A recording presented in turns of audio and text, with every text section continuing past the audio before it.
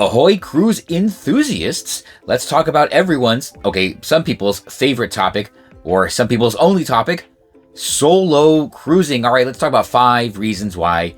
Yeah, it can sometimes be not the most fun thing in the world. Yeah, there's other words I could use, but, well, we just gotta try and keep it somewhat family-friendly around here, don't we?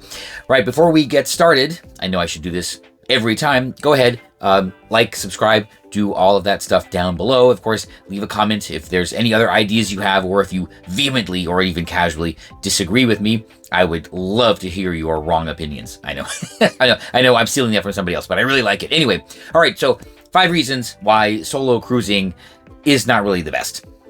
Right, but it should be, but here we go. Number 1, yes, the first thing everybody thinks about when solo cruising, because it is probably the biggest deal about solo cruising, you pay double, right? Now, I guess that's one way to look at it, or you could just say you pay for the room and most people get to share with 2, 3, or 4 friends, but very often that means we pay double occupancy rates. You know, it is what it is, unless you can find either a great deal out there, and they do exist on cruises with low or no solo supplements, or if you take advantage of one of the few, depending on the cruise line, solo cabins that are out there. I have done this a number of times, the most popular, of course, being Norwegian, but always check, because Royal Caribbean has some, Holland America has some, and actually Cunard has some as well. You just got to be, mindful. They have very few, so if you see one, it's a good deal, go ahead and grab it. But yeah, that is probably the least fun thing about solo cruising. It's just more expensive. But what are we going to do, right? I tell people often, if I didn't go alone, I wouldn't go at all. So, here we are. All right, number 2, when things go wrong, you don't have anyone to talk to or bounce ideas off, or even just relieve some stress. Even if you just end up doing some things solo in your normal day-to-day life, or even just doing small trips by yourself, it's kind of tough, when things aren't going well.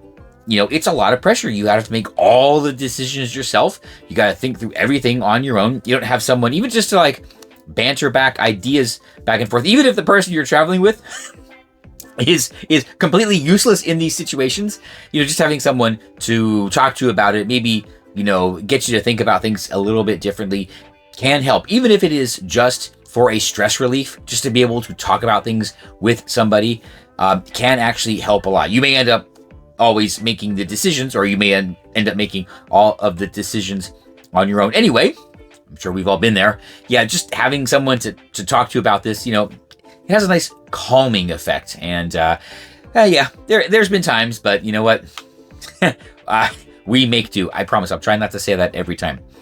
Number 3, you finish things faster. I know this is an odd one, but you're out on the cruise ship and there's activities that you go and do, and you go and you do them, and all of a sudden you realize you're done because you're not really waiting for anybody else, right? You go and you play, the mini golf course, and you know what? You run through all 8 or 9 holes, and that's it. You're done, right? And I've done this before, and I kind of okay, this took a lot less time than I thought.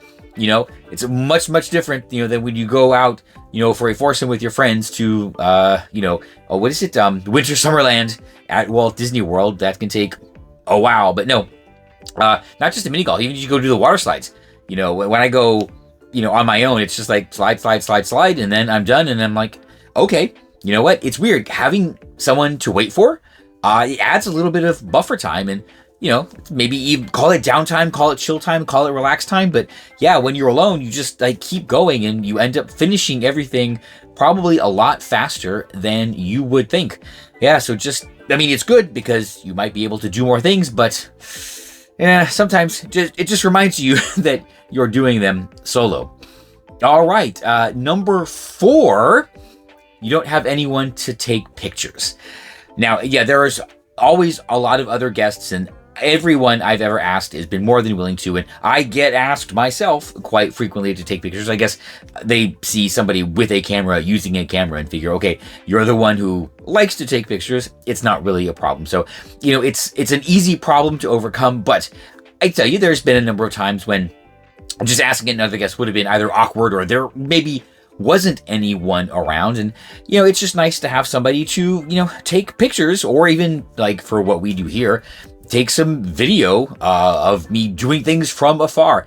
Like when I was just over in Qatar, there was like a sky coaster I thought about doing, and the first thing I thought of was, well, I'm just going to be up there, and it's a great shot. You stand there and take the picture, but I have no one to do that with. So, well, this is why I like the photo packages. But yeah, it's pretty good if you have someone else there to take a picture of you. Well, and of course to take a picture with you. And number five, no, I'm not letting this go. You cannot ride all of the water slides on the Icon class cruise ships. Yes, I still remember that. Sad, pathetic me, waiting around at the entrance to the slides, hoping, I met someone or some couple that I had chatted with before, because the slides, they are minimum 2 people.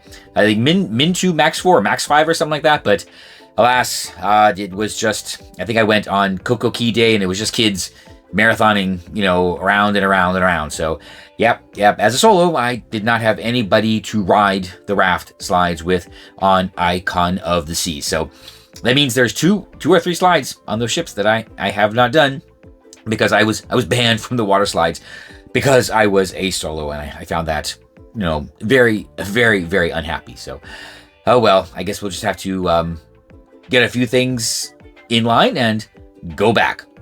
Right? It's the attitude you always have to have. And yes, I decided I'm always going to be optimistic. So, well, we'll always have that to look forward to.